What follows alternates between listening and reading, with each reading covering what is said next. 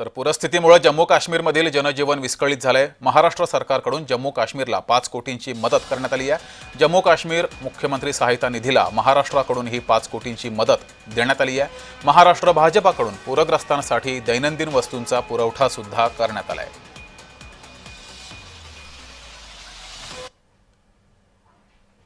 मोठ्या प्रमाणावर पूर परिस्थिती तयार झाली आणि त्यामुळे अनेक लोकांवर संकट उद्भवलेलं आहे। महाराष्ट्र शासनाच्या वतीने आजच आम्ही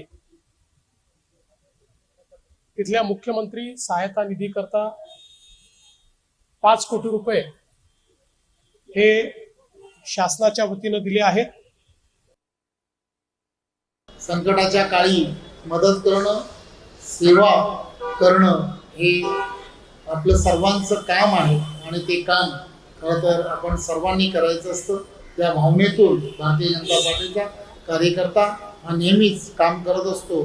त्या भावनेतून पार्टीने हा विषय जो आहे तो करण्याचं ठरवलं आणि आज आदरणीय देवेंद्रजींना आम्ही विनंती केली की इथून जेव्हा हे सर्व त्या ठिकाणी रवाना होणार आहे, युवा मोर्चाचे कार्यकर्ते हे त्या ठिकाणी त्यांच्याबरोबर जाऊन हे सर्व त्या भागातील असणाऱ्या ज्या नागरिक आहेत त्या नागरिकांना सुपूर्द करणार।